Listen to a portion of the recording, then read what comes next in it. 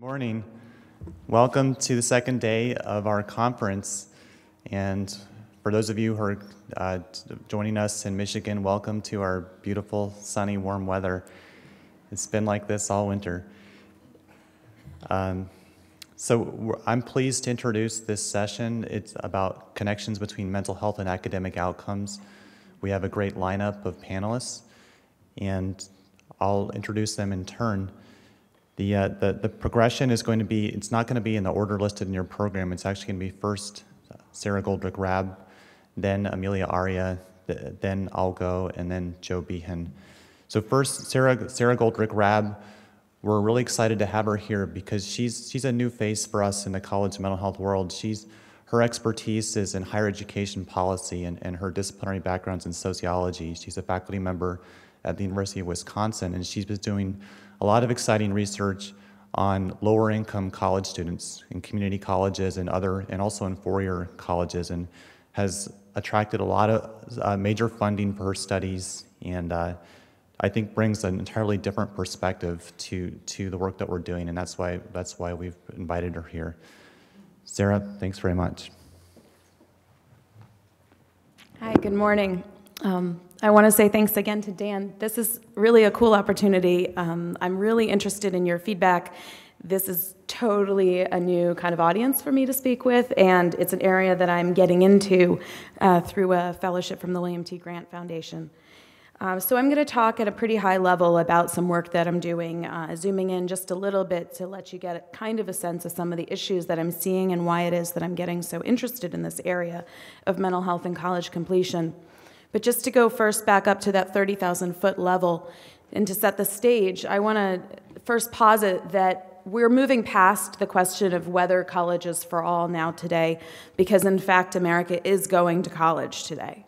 While we can debate from a policy standpoint whether they ought to be, the fact is that children, nearly every child surveyed these days, says that they aspire to some kind of college degree. Not all of them at the four-year level, some of them at the two-year level, but they do intend to go on. And it is the case that if you ask them about how realistic that is or how likely it is that their hopes will be realized, they do, some of them admit that their dreams might not come true, but they still continue to pursue them. And it is also the case that the people around them push them to attend, and increasingly and really importantly, their high schools and the nonprofit organizations around them that play a significant role now in their high schools, entering their high schools to try to encourage them to go to college. So as a result, college enrollment has literally skyrocketed over the last, say, 30 years or so, and this is true regardless of family background. So it's up all the way across the board, no matter which subgroup you're looking at. And if you're looking at students from poor families, and here I'm thinking folks who are making less than, say, $30,000 a year, about 60% of them will attend college at some point in their life. But a primary policy concern is that rates of completion and persistence meaning that you simply remain enrolled. I'm not even here looking at productive persistence, which means you're getting something done while you're in college, but you're just enrolled. Those rates are actually dropping most recently, even among academically prepared students. And this is something that's fairly recent. We had seen only increases until the last, say, 15 to 20 years. But what you can see in this slide between the lighter blue line and the darker blue line, the left-hand one is the 1995-96 entering students, and the right-hand line is the entering 2003-2004 students, are declines in the rates of success among those from 3 out of 4 income quintiles. Okay? So for the bottom 75%, their rates of success are going down, already conditional on being academically prepared for college. So we cannot say that what's going on there is that they're not college ready. Something else is going on. Now, we know the reasons for college dropout are multidimensional, and I have a number of them listed here on the screen. And they span the board and, across the board. And if you look at, students from lower income backgrounds, not only do they have less income, but we know that they have more housing instability. We know that overall they came to college with somewhat less knowledge. We know they have more unstable employment opportunities for them. Of course, we know that they also have poorer health to begin with, both physical and mental. And yet, the solutions that we're offering to this problem are only aimed at in a few areas. of policy. So, for example, the number one thing that we devote money to is financial aid. And if we take all forms of financial aid into account, including grants, loans, which students do not agree should be called financial aid, work study, and tax credits, we spend about $100 billion a year on those things trying to address the income. We also spend a lot of money on remediation, courses to help students catch up if they weren't college ready, and we increasingly devote money towards student services, which sometimes address mental health issues, but often really don't. They're often there to sort of help students with time management and those sorts of things. Some counseling, but not necessarily what you would probably call high-quality mental health services. So my work over the last decade has been spent studying students from low-income families as they attempt to be successful in college. I typically start with students once they've just enrolled, from that first moment, because what I'm interested in is that drop-off between their high aspirations for doing well in college and the fact that for as many as more than 1 and 2, sometimes as many as 2 and 3, they will have no successful outcome in their minds or in formal policy terms within 6 years of starting college. I've been looking in the 2-year sector, the 4-year sector, mainly in publics, in Wisconsin, Florida, New York, and California primarily. And I can tell you that the practitioners on the ground, of course, see the mental health challenges of their students. They cannot miss them. But the policymakers and the education researchers who talk about the college completion challenge definitely do not. Mental health is rarely, if ever, discussed as an issue in Washington, D.C. discussions about what to do about helping more students to be successful. To give you a sense of how stark this issue is, I was recently on the campus of Miami-Dade. Miami-Dade used to be called Miami-Dade Community College. It's now called Miami-Dade College because they offer bachelor's degrees. About 5% of their students actually earn those degrees. It's the largest college, real college, in the United States, with 165,000 students. The only school bigger is the University of Phoenix. They have a large homeless population, especially on certain campuses downtown. They have tons of college completion initiatives, but they have no systematic or of any kind campus mental health services. Okay? They have suicide prevention, and that's about it. Let me tell you what it looks like just if we zoom in a little further and take a look at one, what I would call diverse, non-selective public institution in Wisconsin. I'm not going to give you the name because that really doesn't matter. This is becoming, as I'm seeing, fairly typical. And also I have some data at the student level here, and I want to just give some confidentiality to the school. At this school, more than 1/3 of undergraduates receive the federal Pell Grant. That makes them fairly economically diverse. However, only 33.5% of students complete a bachelor's degree within 6 years of starting college. That's low, but it's not astonishingly low, but it gives you a sense of the kind of problem. This means at a school of about 10,000 students, less than 2 in 5 can expect to earn the degree that they came for. And at this school, I've been tracking a cohort of Pell recipients starting in fall of 2008. We're still tracking them now. Now, I looked at some Healthy Minds data, thanks to Dan, for this school in particular. And I noted the following. 12% of the students said that they had thought about suicide in the last year. I understand that the average is closer to 7. 37% have been diagnosed with what was considered a focal disorder in the survey. 43% felt that they needed help with their mental health.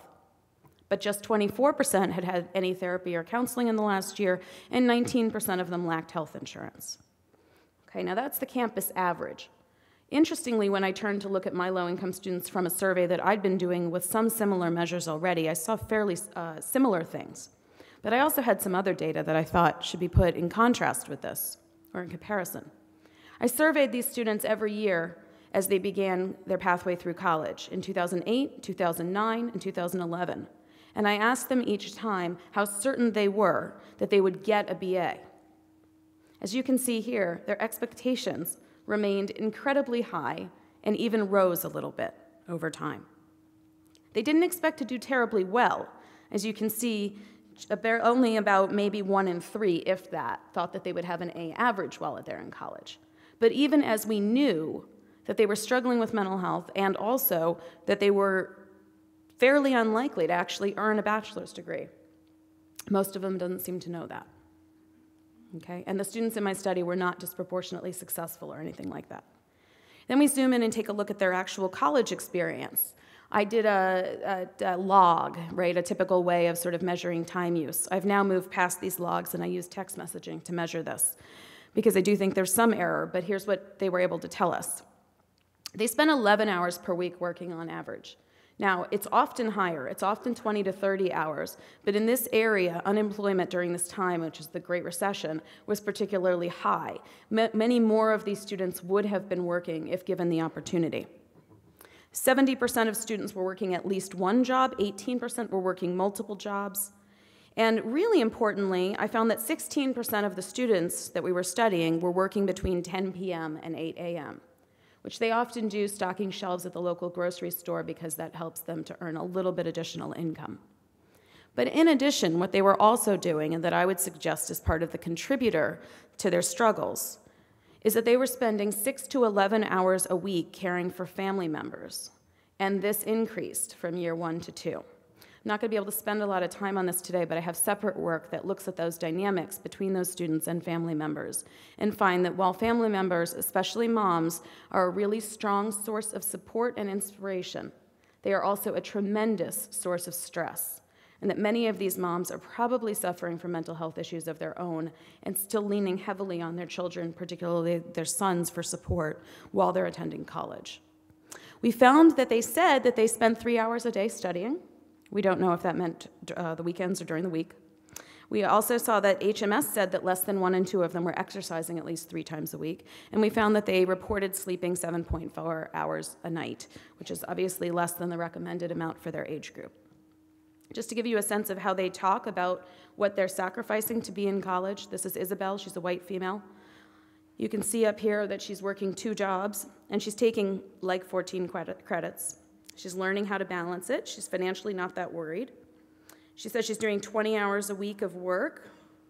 If I wanted to do stuff with friends, she says, it's like they ask, and I'm like, oh, well, I have to work. I feel that's the only answer that I can give, is that I have to work, so I can't do anything. So it's a little bit annoying that I always have to work, but I need the money, so I'm just kind of jealous. They can do whatever they want, and I'm always limited because I have to work. What we really saw was as they went through college, they became more and more full of angst about that issue and more resentful that they couldn't fully participate in college life.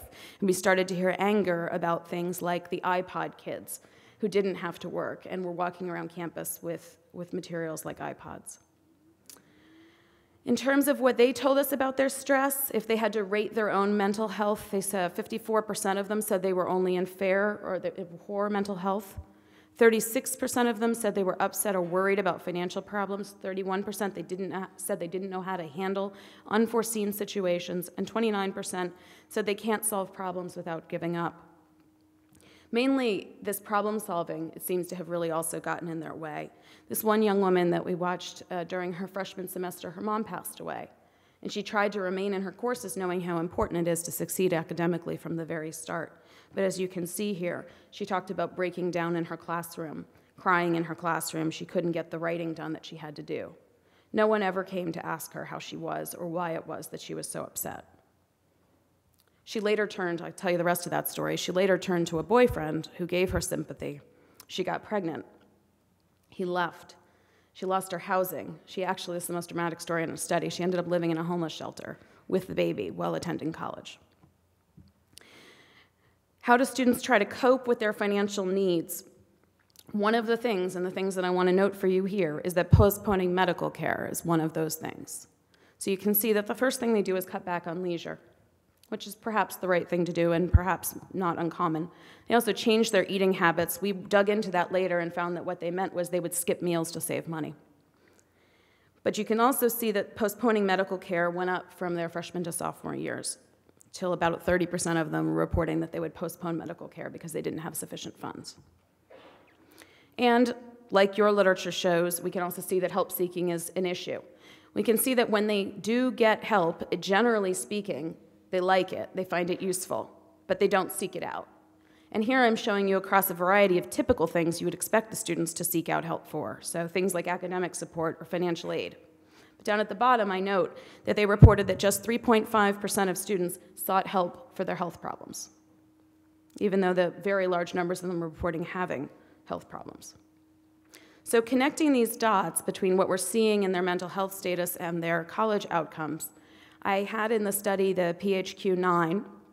We measured depression that way, and we associated it with the academic outcomes of these students at the third year of college, looking at their college GPA and whether or not they were retained to their third year, meaning they were still enrolled, and I allowed them to be enrolled anywhere in this case. So if they transferred schools, we called that a positive outcome and said, sure, you're still in somewhere. We then controlled for all the typical things that we thought would co-vary with both of those issues, both of the academic concerns and the mental health concerns, demographic issues, financial aid, and academic preparation. And we found that depression remained a significant negative predictor of those academic outcomes. Further, we found that once we controlled for mental health, the gender differences between men and women that favor women in terms of college retention and success grew even larger. But we also found that the typical gap that we see between first-generation students and continuing generation students, those whose parents went to college, those whose parents did not, it's normally a sizable gap. Once we had accounted for mental health, it was gone. Don't know if this would hold in other samples, but we were really interested to see that. So in general, where my work is moving and what I'm hoping to learn more about is how it might be that we could leverage mental health services to serve diverse students so that more of them would actually complete college, and in particular, make sure that requests for support for student services, for example, in the pending reauthorization of the Higher Education Act, are linked, explicitly link mental health to college completion goals.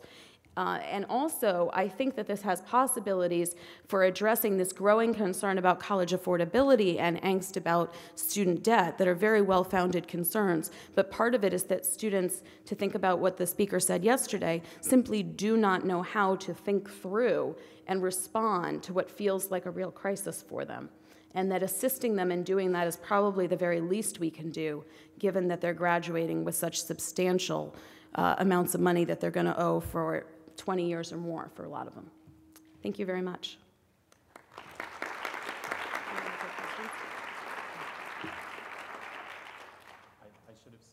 Oh, is that on? I should have said before that the format is we're each going to give about a 10 to 12 minute presentation, then a couple of questions after we can answer. If you have any questions, please come up to one of the microphones in the aisles, and Sara can take one or two questions now. And we'll also leave plenty of time for general discussion at the end. Sara, could you tell us a bit more about what, just for general context, what are the main factors that higher education are focusing on in terms of determinants of dropout or student departure? If it's not mental health, then what are the main things? Great. Okay. So the main things that are being addressed are, number one, academic preparation. And I'm sure you're all familiar with the education changes that are going on across the country with the Common Core in K-12 education, and that is explicitly aimed at making sure that secondary school preparation gets you college ready. Very closely related to that, they're very focused on this issue of college remediation and whether it is or is not an appropriate activity at the post-secondary level. So in some states, we've seen them make it illegal to either offer remediation to college students or to test students for their need for remediation. And when they do that, the student has to self-identify as not being prepared, say for math, and come forward rather than take a placement test and learn that they need it. The other issue, of course, is financial aid. And there's a lot of concern. If you take a look at the latest numbers, it might surprise you. It's a common thinking that we're protecting the poorest students right now by giving them a lot of grant aid. And the fact of the matter is that after you take all their grant aid into account, students from families earning about $15,000 a year face on average $8,000 a year in remaining costs to attend a public two-year college and $12,000 a year of remaining costs to attend a public four-year college. So we've really actually come nowhere close to making college affordable, and that's another major issue. I think there was a question.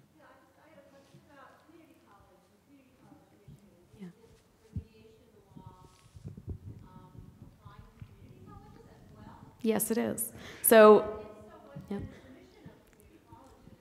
That's exactly the question that's being asked, right? So the community colleges are created as second chance institutions, primarily by communities that wanted other pathways to higher education, and their very mission's being called into question with these remediation laws. The Miami-Dade College that I mentioned is one of these schools that's very affected by the fact that Florida essentially embraced a policy effort that was driven by what appears to be a correlation between being placed in remedial education and your chances of finishing college. It appears to be a negative relationship, right? So they believe that it is remedial coursework itself that is deterring students. I have often wondered, since the same students that are being placed in remedial education have poor mental health and nutritional needs, what would simply happen if they were to receive some assistance with those issues before they were to take these tests and or during their first year of college, and or to be consistent with some of the things that we do in K-12 when students are tested, given a peanut butter sandwich, quite frankly. What we've seen is these test scores are all over the place, and it may just be that we're simply placing some people in who don't need to be, other people really need to be, but the policy effort is simply to cut it off right now. Mm-hmm. So thank you. So this may not come out as well organized as I would like, but I did, just feel I had to say something. That this is deeply affecting. I mean, I think, and thank you so much for the work that you're doing, and it's great to hear. It's terrifying to hear. So the question I have. So for a number of years, I'm a psychiatrist and worked in a primary care clinic, which served, the underclass in Massachusetts, and it was just overwhelming, to be the psychiatrist in the primary care clinic. After a few years, it kind of got burnt out. And these were people, number one, they're in Massachusetts, they had health insurance. Number two, they had health care, they were seeing a primary care doctor. But holy cow, and as a psychiatrist, I would see them and just, be like, what the heck am I supposed to do here? And, the ones who had, pretty clear mental illness, the real honest-to-God bipolar and schizophrenia, and even with the PTSD folks, I mean, who, their nightmares went away with some Prazosin and stuff like that. But the picture, I mean, it was sort of like trying to stop a tsunami by peeing at it. So I do worry. I mean, I applaud you. I mean, tremendously. About calling attention. I do worry that then this becomes a mental health issue when it's so much more than a mental health issue. That these are people, from the speaker yesterday, who are just, dealing with uncontrollable stress at really every level. So I applaud, and then but I just have a concern that. This not be identified, that it's because these kids have mental health problems. Many of them do. I mean, so that would No, I completely agree with you, actually, and as a sociologist, I'm mostly concerned with the structural issues that have created the lack of care that they've received throughout their lives, right? So, I mean, the poverty in which they're growing up and the hyper-segregated neighborhoods in which they're growing up and the K-12 schooling system, which is not catching and fully treating and, assisting them with these issues. All of those things are things that have to be addressed. But what we can't do anymore is assume that just because they face those challenges, they're not going to show up on our college campuses, right? So one of the things that's so important to know is that they are there, and that if we're going to take a look at, say, our graduation rates at an institution, which increasing numbers of state legislatures are going to do in terms of determining our funding, right, especially in the public sector, that it is so important that we do whatever we can to address these things, whether it's on our campuses or linked into community services, which I also realize are being decimated. But that if we don't put this on the table, right, it's all going to be about what we at schools are adding versus what folks came with, right, that isn't being accounted for when we look at the outcomes, right? In other words, we're not adjusting for that. And that if you're an open-door institution, for which I applaud you, because it is far harder to accept large numbers of students as UW-Milwaukee does than to turn away large numbers of students as UW-Madison does, right? It's far harder to do that, but now you have folks on your campus that you have to be able to interact with and help if they're to succeed, and you're going to be judged on their success. So that's the challenge. I agree with you completely. We can't pretend like this is all just sort of coming out of the college space, or that it's going to be easy or cheap. Yep. Thank you. Yeah, sure. Sorry, we need to go to the next speaker, but there'll be more time for questions as well. Thank you again, Sara. Our next speaker is Amelia Arria. She's a faculty member at the University of Maryland School of Public Health, and she's been a speaker before at our conference, and we brought her back because she did so well the first time, and we want to hear more. She's the PI of I think one of the most impressive studies of college student health that's been done, the College Life Study, based at the University of Maryland, where she is, and she's constructed a panel data set where they've surveyed students over the years throughout their college careers and even beyond, and she'll tell you more about this. A lot of it, I think a lot of it is on alcohol and substance use, but also she has a number of mental health measures, and she's looked at how that correlates with academic outcomes. Thank you very much, Amelia. Thank you so much, Daniel. I'd like to thank Daniel and Trish for inviting me back. I guess my job is to try to get invited back next year, right? It's really great when you get an email from someone that you respect so much. And when I first got in touch with Dan, I had known about his work for so long, and I had sent his papers out to so many people without asking your permission. So I just think that it's a real niche area. There aren't too many people, you could probably count them on one hand, that are doing this kind of work, and it's so important.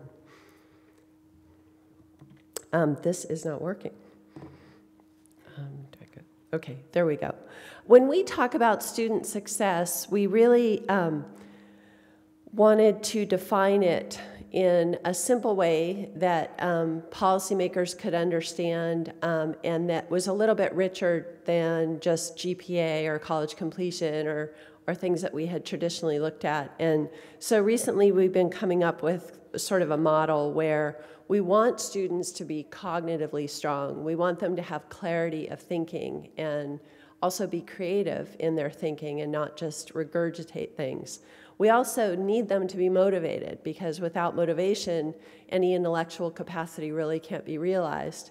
And importantly, we want all of them to be supported by their friends, by their institution, and in other ways. And I think that that's really the three interlocking dimensions of student success that we find important.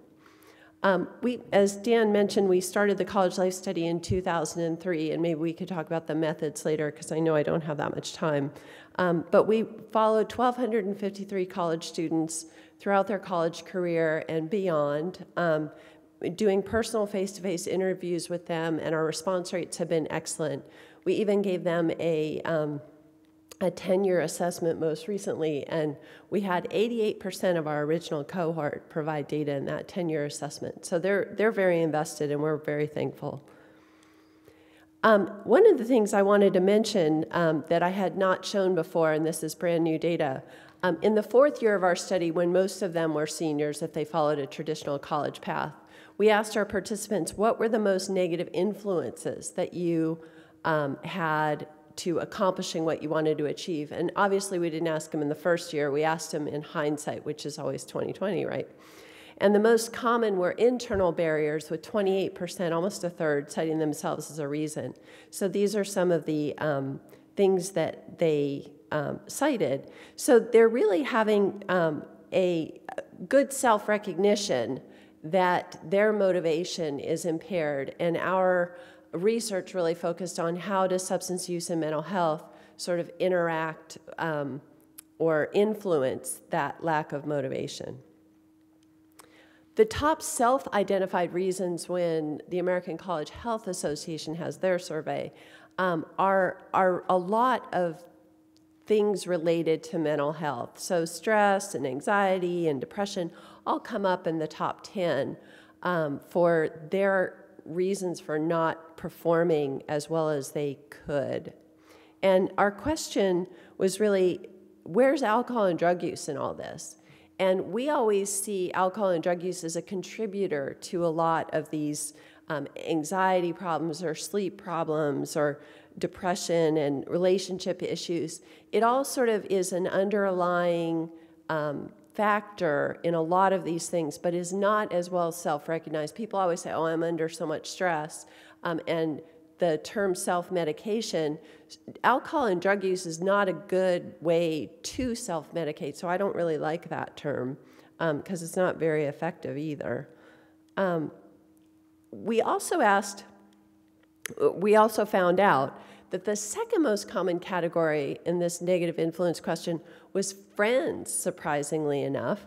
And you would always think that friends were a source of support. But what we found was when they talked about friends as a negative influence, it was all about their friends motivating them to party too much, drama, even living with high school friends who were distracting to them.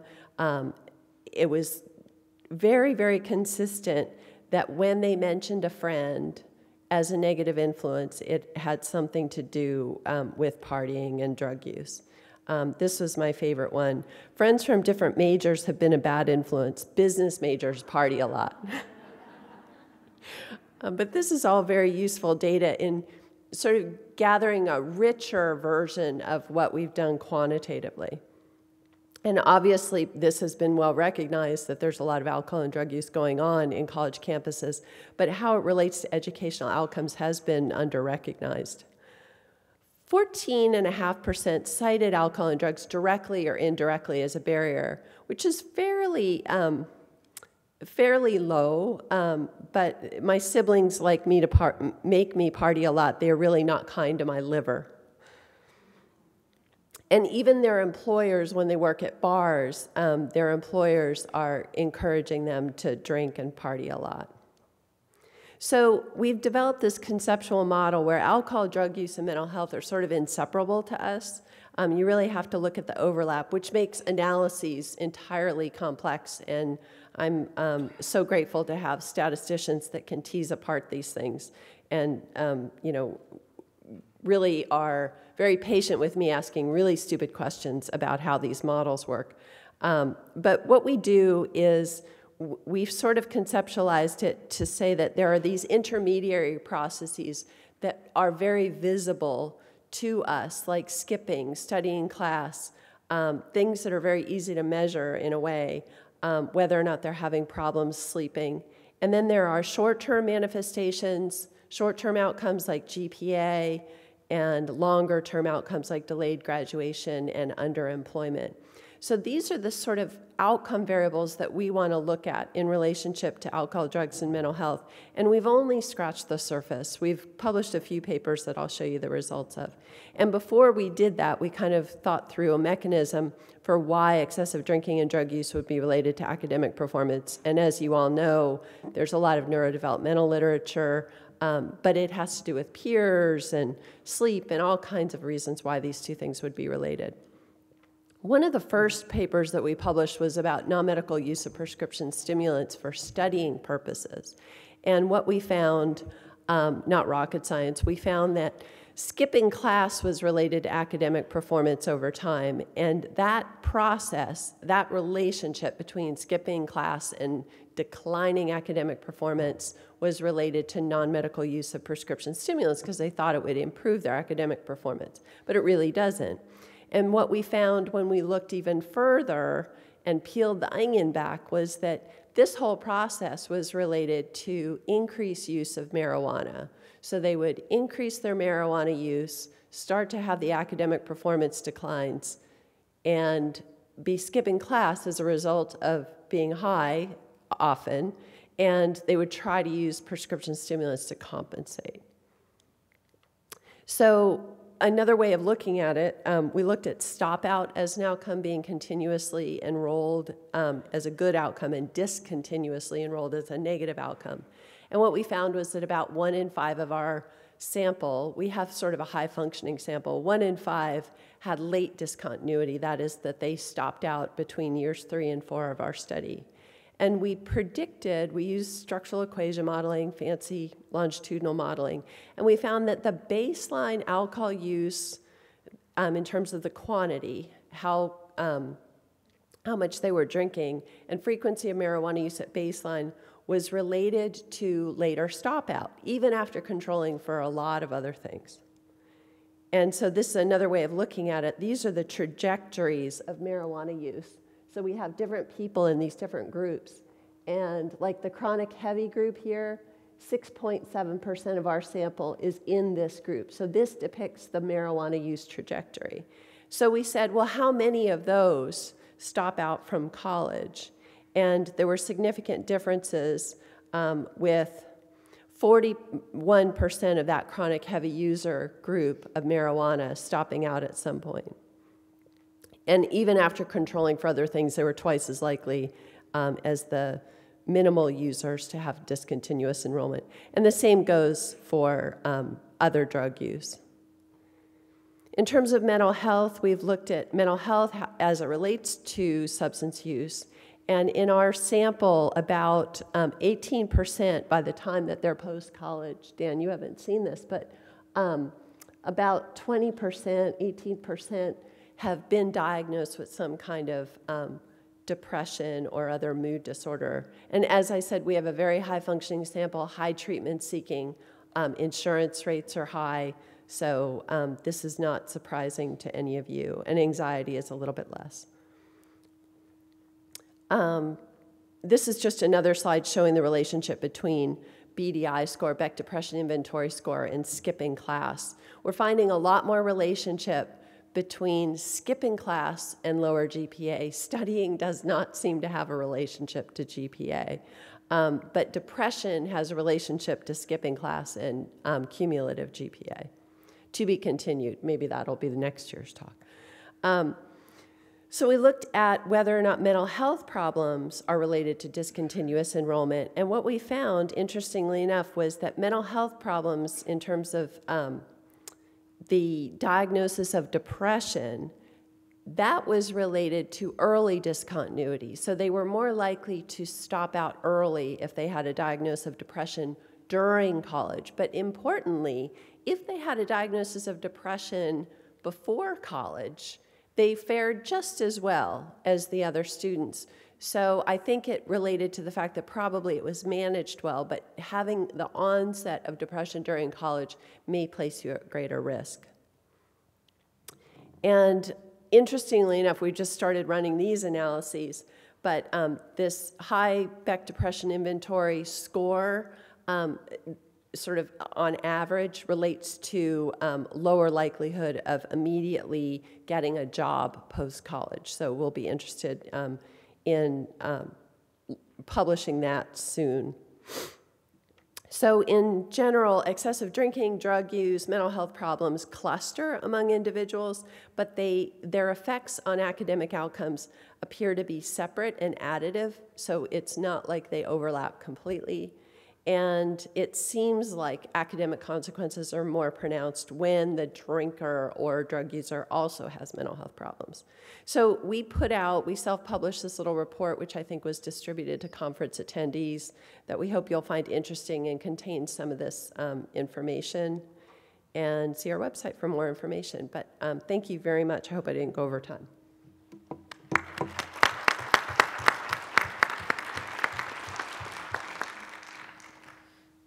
Any questions for Amelia? Hi, can you hear me? Thank you for your talk. I'm so tiny.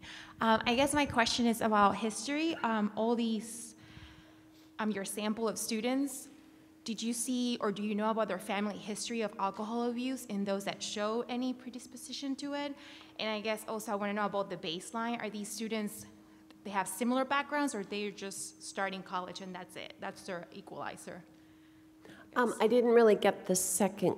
The first question can be answered pretty easily. Yes, we do have information on both their self-report of their parents' alcohol and drug problems, and about 20% have either suspected or definite alcohol problems, but it's tough because it's not.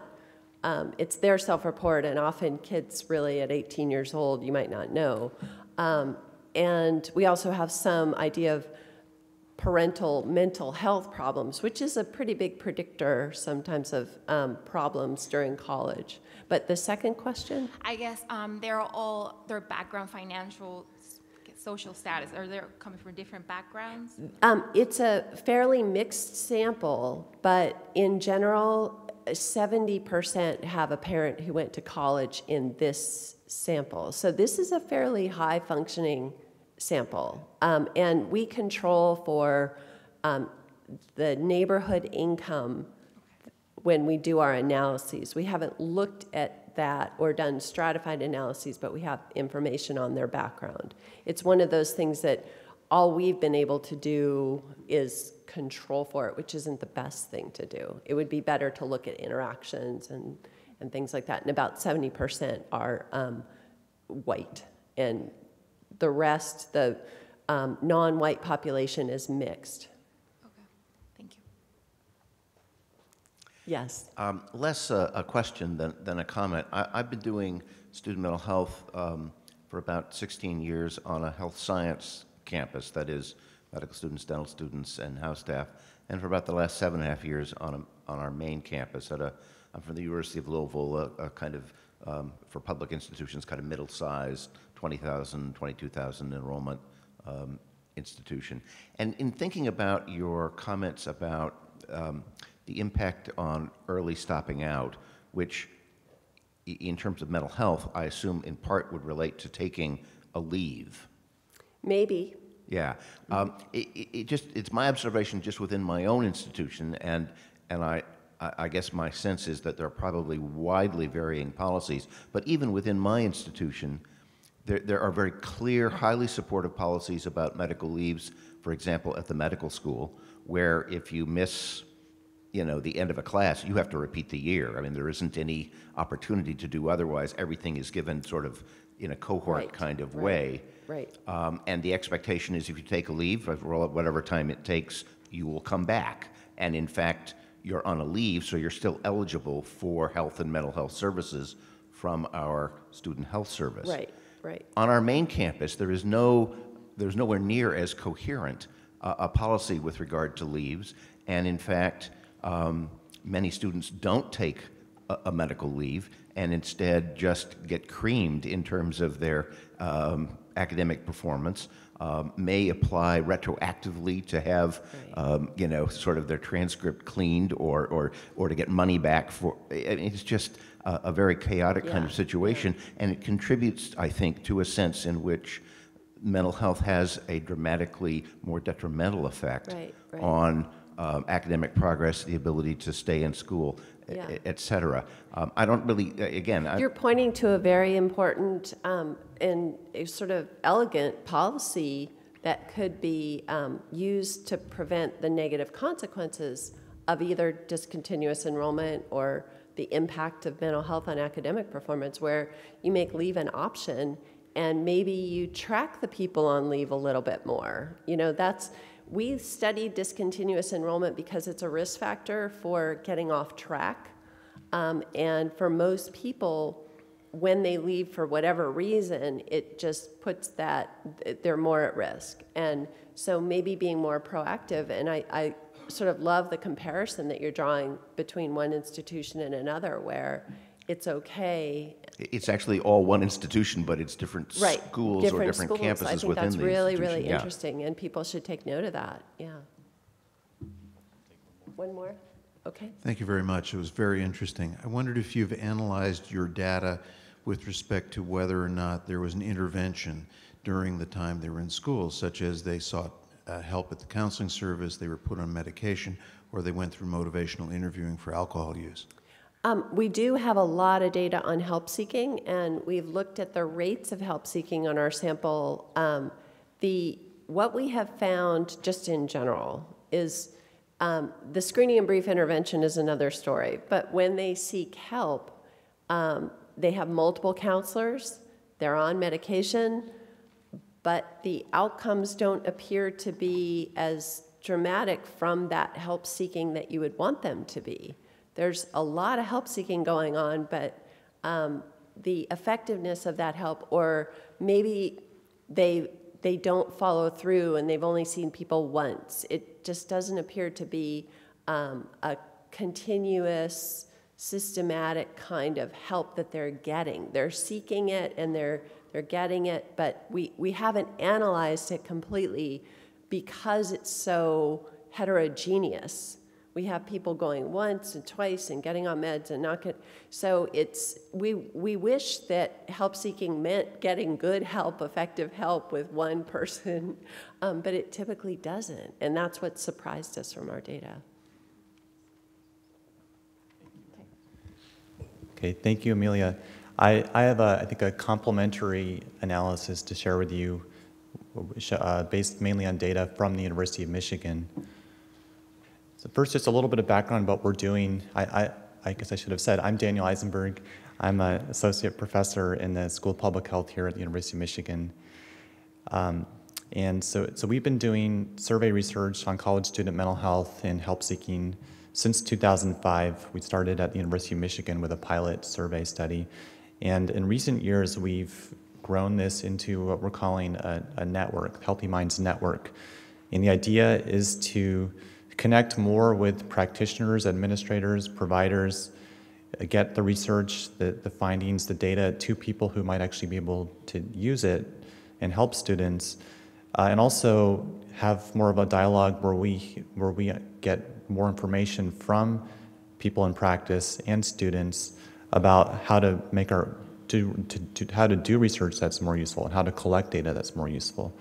So that's our vision, trying to produce research as we've been doing, produce knowledge, help others produce knowledge, and then distribute that knowledge effectively to people in practice who can use it. And the Healthy Mind Study is our original kind of general mental health survey.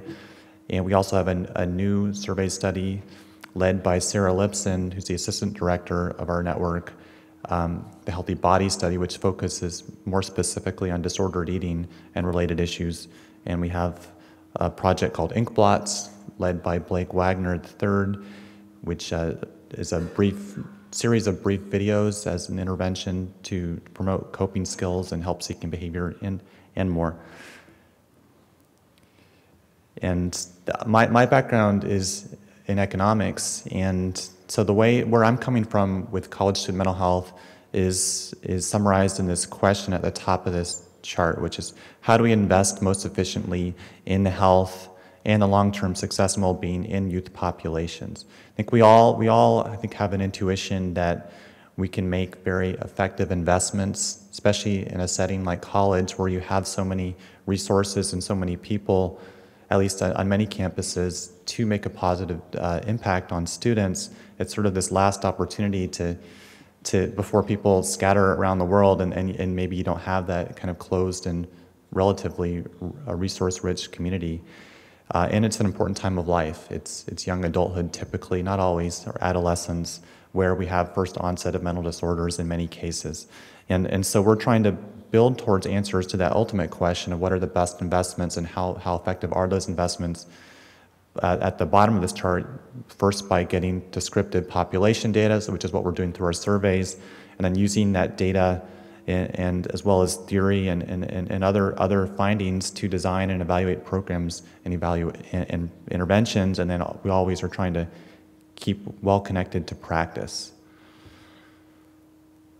So I'm going to talk a little bit about our analysis of how mental health predicts academic outcomes using our survey data. And so first, just on a conceptual level, I think it's useful to remind ourselves, it's just probably obvious to all of you who work directly with students, why might mental health affect academic outcomes? And among other reasons, we know that, and we're talking mainly in our study about depression, anxiety, and eating disorders, which are some of the most common issues for young adults. They may affect energy levels, concentration levels, memory, other aspects of cognitive ability, sleep, as well as attitudes about the future. So a hallmark of depression is hopelessness, and so by extension, you might think people often are pessimistic about their future, and for that reason, maybe less willing to invest in their future by going to class, for example, or studying for a test. So as a result, we might, as a result of depression, for example, we might expect less time spent on schoolwork, and not only that, but lower productivity during the time that students actually spend on schoolwork, and also a less efficient allocation of time. So maybe kind of binging with studying, pulling all-nighters, rather than spacing it out in the way that we all know works best. So our study, if you want to get all the details, it's in this publication shown here, and also happy to email it to anybody, or actually I think you can find it on our Healthy Minds Network, healthymindsnetwork.org website. So we started with a random sample of undergraduate and graduate students at the University of Michigan in fall 2005. We had about 2,800 respondents to the survey, and we also surveyed them, actually it was 2007, so 2 years later, and we had about 750 respondents to the follow-up. The reason we have such a lower number at follow-up, the main reason is that most of the students actually had left the institution by then. Most of them had graduated. A lot of them are in two-year programs, for example, if they're master's students, or they were seniors or juniors when we first sampled them. So the response rates were actually not that bad, not as high as Amelia's, but they were 57% at baseline, and then a similar number at follow-up. So I think some of the strengths that we have of our study, we used widely validated mental health screens, like we used the PHQ-9 for depression. A nice thing about research on college students is that if you can get access to administrative data, then you can get complete census from your sample. You can get, obviously the institution tracks things like GPA and enrollment and graduation for all of the students that come through. And so we linked administrative data to the survey data. Of course, first getting the appropriate permissions from the IRB and the institution, and de-identifying the data. We also could control for a number of characteristics of our sample, like their cumulative GPA prior to our first survey, their high school GPA, their standardized test scores. And just following up on the question that Bob Winfield asked to Amelia about what about the impact of interventions, about treatment, because that's ultimately what we want to know is how is improving mental health, how is intervening actually going to make a difference in terms of these academic outcomes. We like Amelia, we didn't focus much on that, and the issue really is when we looked at, we do have all the measures, but when we looked at, say, compare students who received mental health services to those who did not, the academic outcomes are actually a bit worse for people who received services. And the reason we're pretty sure is that there's some significant confounding in the analysis. People who receive services are probably experiencing more severe mental health issues in ways that we can't fully control for. We just have these brief screens from our survey, but it makes sense that the people actually go in for help are probably the ones experiencing even more distress than we can capture through our data. So they're already prone to worse outcomes academically, and that's in fact what we see in our data. So we think we have a kind of a cleaner analysis when we focus just on the mental health symptoms and how those predict academic outcomes. So our results, first of all, we found that depression is in fact a significant predictor of dropping out. Dropping out, maybe it's not the best word. We defined it as discontinuous enrollment, stopping out. It's people who left the institution and did not return during our study period and did not graduate. They may have transferred, they may have had successful outcomes elsewhere, or they may eventually have come back to. But what we do know from the higher education literature, that stopping out generally is a predictor of worse outcomes academically ultimately. So we found the kind of the magnitude of this relationship. We found for every 10-point reduction in PHQ-9 score, so that would be an improvement, a reduction in depression, that's associated with a reduction in the risk of dropping out by a multiple of 0.6. So the way to think of it is if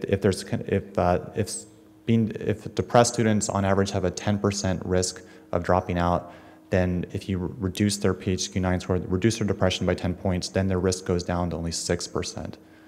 And these numbers are actually roughly what the real numbers at the University of Michigan, which does have quite low dropout rates compared to the national average. Also, depression is a significant negative predictor of GPA measured in that same semester when we surveyed people.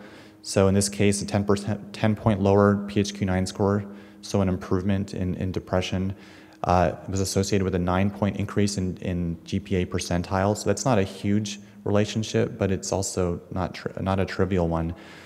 When depressive and anxiety symptoms co-occurred, that was when we saw the biggest drop in GPA. We also found that symptoms of eating disorders were associated with lower GPA. And we've also replicated this analysis at the School of the Art Institute of Chicago. Joe Behen is going to talk a bit about that and found similar results. Essentially, we found that having an apparent mental health problem was associated with a doubling of the risk of dropping out from the institution. And we're replicating this analysis at 7 other institutions currently. So as part of our Healthy Mind Survey, and by the way, any institution is always welcome to join our Healthy Mind Survey or our Healthy Body Survey. We're increasingly trying to add on this analysis of academic outcomes because we're finding, and Joe will speak to this, that those results, once you show that mental health relates to academic outcomes, which are really like retention, the things that college presidents and administrators all agree are very important, then mental health services tend to get more attention. So we tried to translate this to an economic case for mental health services, and this chart kind of lays out our thinking. You can think of, first of all, if you can reduce depression in your student population, our results suggest, and Amelia's results suggest, that you can increase retention and therefore increase tuition and also increase lifetime productivity in terms of the earnings of your students, because they're going to have more college education. And we know there's plenty of economics literature that shows that roughly for every additional year of college education, people earn 5 to 10% more on average in their lifetimes. And Amelia's new results I think are really interesting, that she's in fact seen lower likelihood of being employed after college for students who are depressed during college. Another potential channel on the left side of this diagram is you may increase student satisfaction, and that may ultimately lead to higher reputation and higher donations, perhaps. Okay, so I'm just going to, this just shows that more depressed students are less satisfied with their experience at the institution, which you might expect. But our analysis focuses more on the tuition pathway, because we know roughly how much depression seems to decrease retention, and therefore we can estimate if you can improve retention, if you can improve depression, reduce depression, roughly how much would you gain in tuition for your institution?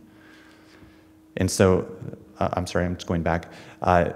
You can go to this website here if you want to. We've made a simple return on investment calculator, we're calling it. If you want to kind of do our analysis, do our calculations, but plug in the parameters for your own institution, like the number of students that you have, and maybe the hypothetical program that you're thinking about that might increase the number of students who are treated for depression, or number of students for whom depression is prevented. And so I have an example calculation here. I think I'm going to just skip it to make sure that we have plenty of time for Joe, and then questions afterwards as well. But this is just an example of carrying out the numbers. Let me just skip to the bottom line, which is in terms of, for a hypothetical program based on our analysis, you could gain about $1 million in tuition for your institution, and even more so, you would gain about $3 million of lifetime earnings for your students. So there's benefits both to the institution directly as well as to society from an economic perspective. And for this hypothetical program that we're talking about, we're estimating that the cost will be roughly around $500,000. So it looks like the benefits are much higher than the cost. There are lots of assumptions here. But just roughly speaking, the business case or economic case looks quite good. And there are plenty of caveats. Our analysis has certainly not, it's not definitive. There's still potential confounding factors, and Michigan may be different than other institutions, but that's what we're learning about now with our replications. So if you'd like to learn more, feel free to email me, go to our website, and I can take a couple of questions before Joe comes up, if you'd like. Yes? I understand there's a lot of assumptions about the economic model, and it seems to me one of the basic assumptions is this question about effectiveness of interventions, because it seems to me that if the lower the PHQ-9, or presumably the worse the depression, that might influence your question about effectiveness of intervention, sure, but if the interventions aren't effective for the most severely affected, then your economic model's not going to work, because they presumably would be the most likely to drop out. Is that not accurate? Well, to the extent we looked a bit at whether the depression predicts dropping out at different levels of depression. So whether it's just this, if you reduce depression in severely depressed students, then you prevent dropout, but maybe not so much for less severe. And we're not finding really any evidence that it differs across the spectrum. Which I think probably resonates with, I don't know, in my sense of people in clinical practice, is that even say dysthymia, kind of a lower level depression that's maybe more prolonged, I think you see kind of maybe the lack of motivation that Amelia referred to. So, and there's also more students in those categories than the severe. So I think based on what we have so far, and we certainly need to learn more as we get more data, is that really at any level, any end of the spectrum of depression, reducing depression seems like it probably could reduce dropout. But you're absolutely right that the key assumption is how effective your intervention is. If you can't reduce depression, then the rest is moot. But for our hypothetical exercise, we just assumed kind of the average effects that we see in randomized trials for therapy or medication for depression. But that, those are, you have to have evidence-based or effective intervention. I'll take one more question. And this is coming from the parent of a severely depressed child just starting college, as well as I teach community college. I have a question concerning the students, and I've heard it repeated several times today, if a depressed student seeks help.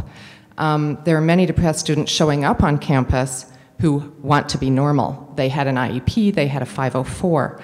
My question is there any effort to identify, because those would be the only ones identifiable before they progressed into depression at college, is there any attempt to address those students during orientation and prepare anything for their parents such that they don't have to seek out help, but that help is offered immediately, perhaps in a program of medication compliance, perhaps having a program offered to the parents. I know that Eastern Michigan University, for example, has a program for autistic students that the parents are made aware of and can join up and pay extra for.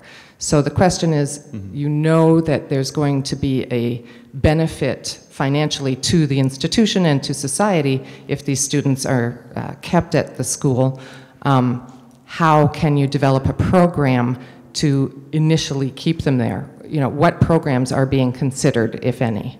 Yeah, well, that's a very big and very important question, and a lot of our research actually is about help seeking and trying to understand how many students with, say, major depression are not seeking help, not receiving help, and why, and what kind of interventions might address that. And there's a whole range of interventions that are being used on college campuses. There's gatekeeper training programs. There are kind of first-year seminar type of programs. There are I think lots of orientations do have a little bit of information, but probably not enough to really be effective. I've heard of some work with parent-based programs towards the beginning of the year, but I think that's an area that hasn't been advanced very far. So I guess for now I can just say that there's a lot going on out there. I'm happy to share more with you over email, and maybe during the discussion we can talk a little bit more about it. But that's such a big question. I think that's all I can give you right now. But thank you for raising that. Thanks. So let me turn now to Joe Behen, who's the Executive Director of Counseling, Wellness, and Disability Services at the School of the Art Institute of Chicago. I would say that Joe is one of the most powerful forces in college mental health. That's how I would put it. He's got his institution involved in almost every major national effort that I'm aware of to improve mental health. He's incredibly passionate and energetic and just good at making a difference in this issue. So we're always very glad to have Joe here. Thanks, Joe. Well, what an introduction. I'm very humbled by it. I thought that parent comment was terrific, and I'll try to be kind of swift with this because I think all the comments I'm hearing are really right on the mark. And the parent comment really gets to a direction I think college student mental health needs to go, which is early identification as early as possible and systems change to accommodate students with the kinds of needs that you described for, I wasn't sure if you said your son or daughter, but we can come back to that. For starters, it's great to be on this panel.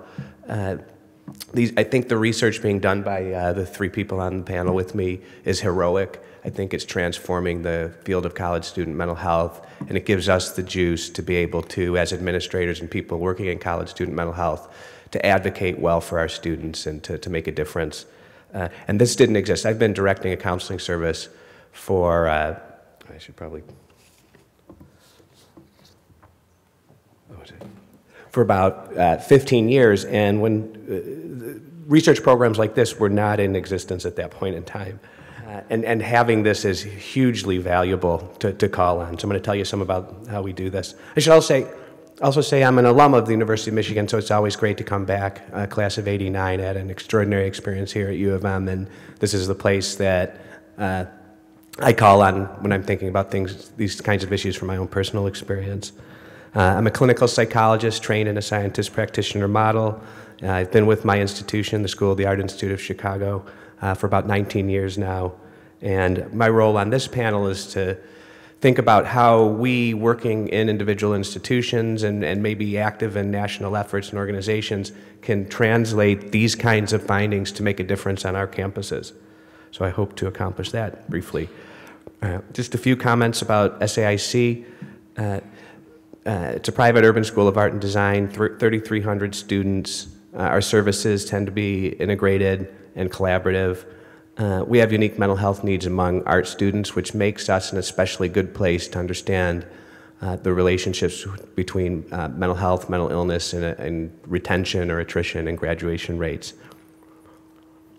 Creativity and mental illness there are relationships, sometimes complex relationships between the two, but they do exist. And that's led us to be very involved in various college student mental health efforts, and I'll just name a few. You can Google them and find out more about them, but there's the Bringing Theory to Practice project. We've received about 4 rounds of funding from that wonderful effort to understand how to support psychosocial well-being on college campuses. There's the National College Depression Partnership, which is now part of the American College Health Association. We have a GLS, Garrett Lee Smith Campus Suicide Prevention Grant, and we're invested heavily in the Healthy Minds study and the effort that Daniel leads. So a few considerations from my perspective in an institution and active in some national organizations. For starters, I've seen, in 19 years, I think there's 2 trends to comment on for me in this field. One is that there's been a major increase in the number of college students identified as having major or mental health problems. There's also been a major increase in the financial cost to attend college. And I'm speaking for my institution nationally. I know it's the case with the University of Michigan. There's very little research focused on understanding the relationship between these 2 trends. And we need this. And I think that's changing with these kinds of efforts. But I think we need to even go further to understand how these factors relate. So those of you who are students or starting your careers as researchers, these are the models to follow, and hopefully we can have more efforts trying to understand that. Mental illness is not sufficiently accounted for in retention models or included in assessment measures for why students leave college early. I know this because I've tried to find some measures that we can use with our students who are leaving school that are sensitive to mental health problems they're experiencing. They don't exist. We've had to come up with our own. And the retention models, curiously, leave this out of the mix too. And I think this is because mental illness on college campuses remains hidden and has been for decades, and it's underestimated among reasons for attrition. And I think our role and our work and the work of these efforts is all to reveal the truth about the full extent of mental illness on a campus, across a population, and then to try to understand, and then to try to understand how it impacts success and the capacity for students to continue on a campus. I'll also say collaborative efforts and integrative services help to raise awareness. It's not a counseling service alone that can do this. To the extent that a counseling service works well with a health service, that makes a difference. To the extent those services are situated well within a student affairs office, that makes a difference. To the extent that there's a lot of collaboration across student affairs and the faculty side, that makes a difference. These issues then are discussed across campuses, and champions are found across campus who can also serve as advocates for what they're seeing in terms of students' well-being. So like I said, we're heavily invested in the Healthy Mind Study at the School of the Art Institute of Chicago. We've participated in it twice, and we're going to do it again in 2015. Our data was so compelling that we brought Daniel to campus. You can bring a researcher to campus and make a difference. And we had to meet with about 30 of our senior leaders who work on retention issues, including the president and the provost. And we started a dialogue on our campus with this data, and it's made a significant difference. I think at the highest levels of our institution, people understand what we know. There's a shared knowledge about this, and that helps them to make more reasonable, rational decisions about how to resource to the need that we have on our campus. We've also inspired a number of other art schools that are in our main organization to join the Healthy Mind Study too. We'll have about 9 after this year, and we're working together to understand across our campuses these dynamics at our institutions, and to understand how it's playing a role in retention and attrition. The Healthy Minds at SAC, the Healthy Minds provides a broad and deep understanding of the mental health needs and status of SAA students at the population level. There's no measure like it. I think at this point in time, if your institution is one that hasn't participated in the Healthy Minds, and I think you're up to about 100 schools or so, I would certainly hope you would take that back to your student affairs leaders, your health center leaders, and advocate for it. I think it would be hard to say a campus is caring if they're not getting this kind of data at this point in time. There's wonderful benchmarking, and it's by far the broadest and deepest measure in terms of studying mental health, and pretty much any dimension around mental health is something you'll get an understanding of on your campus if you participate. We are able to have an ongoing study of the relationship between mental health and illness variables and retention and attrition. What we do is we work with Daniel, and we take our retention data, we send it to him, he analyzes it with the Healthy Minds variables, and we're able to generate results like the one he commented on about the likelihood that students struggling with mental health problems may leave college earlier. This is essential to advocacy for resources. It used to be the case that a counseling service director would talk about how many students are coming in, how long a wait list was, and what was required to meet the students' needs. Now we can do this at a population level. We can describe it across a campus and across the full set of students who come in or don't, and that is invaluable in terms of these policy decisions at an institutional level. And an economic case for student mental health resources is now possible, as Daniel just described. And I think the assumptions in Daniel's model are fair, and we've used them on our campus. I think we have different ways of offering some kind of validation for what we're seeing with other sources of data, and I think it's a sound model.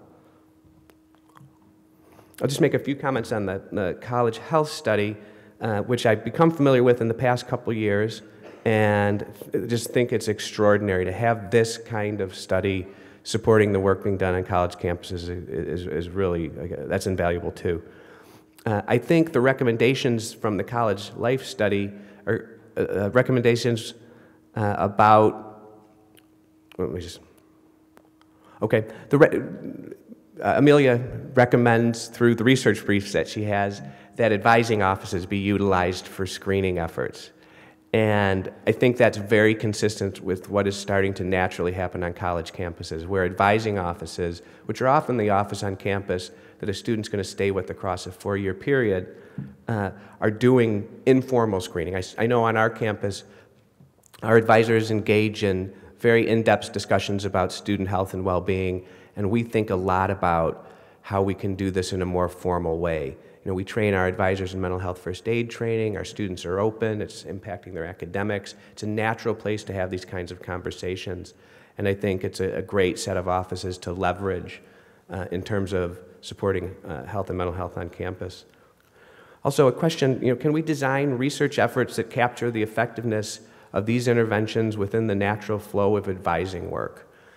And I think we need some researchers to come up with some innovative designs for this. And I hope maybe some of that can get inspired by the work we're kind of doing today. I'm trying to think about exactly how to describe this. What Amelia is doing in her study with the people doing the interviews, gathering really in-depth data across time on the students, we can do that within systems on campus, and we should be. And so I have this wish that we can somehow bring what happens within the functions of your research and connect it to the functions of these services on college campuses, and then study that. So I think it's going to move in that direction. I know there's colleges and universities are starting to place mental health counselors in advising offices, and advisors are getting training to do more counseling. So it's really good. It's great leverage, and I couldn't support this more. And one other question, might it be time for a national quality improvement effort for depression and substance abuse identification within advising offices? And the reason I frame the question that way is that within counseling and health centers, the National College Depression Partnership, which is a quality improvement effort for depression, has been able to make significant strides in identifying and increasing the quality of care for depressed students in counseling and health centers.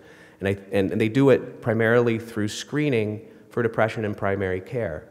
And as we've participated in the National College Depression Partnership for the past several years, we've consistently thought, how do we do this in our advising offices? Which is it's a trickier thing, because you'd be taking a depression measure and having people in an advising office where the privacy and confidentiality parameters are a bit different, being screened for depression. But we're doing it anyway informally. It's coming up in the conversations. So one of the things I think for us to try to think about is how to do that, and how to be informed by efforts like the NCDP, the quality improvement effort there, in other parts of the campus. And maybe I'll just end with one last question. Going back to, Sara, what you've talked about, how to get policymakers to talk about mental health. I hope that's a little clearer from what we've said right now, because anyone in this room is someone who can make a difference on a campus, and can take this kind of information and bring it to people on your campus and ultimately affect those issues. There are dynamics around mental health and mental illness, stigmas involved, fear of discrimination or being accused of discriminating, all come to play to keep mental illness split off and out of the mix and decentralized from the conversation. And I think it's the kind of work that you're hearing about today that highlights some ways we might get that to be a more central piece of the conversation, and to do that when students are coming in the door, and to support that across time as students are at our colleges and universities. So I'll wrap up there. I hope we have some time for questions, and let's get some more questions. Yeah, we do have a few minutes for questions for Joe, or really, I guess, for any of our panelists. I'd like to get an idea of what you guys see at the university level that would be helpful as more of a prevention program or foundation that high schools can start to do to prepare the kids for entering the college life.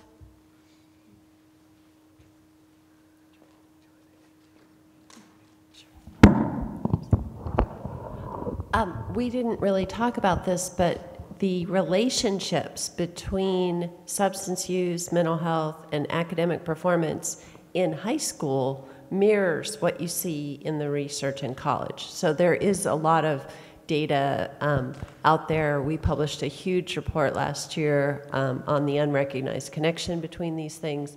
And high school, K through 12, is sort of in the same position of colleges, is not recognizing, not doing the prevention as much. But I can tell you, I don't have the answer to the question about what to do necessarily except screening and brief intervention more widely, which are known things.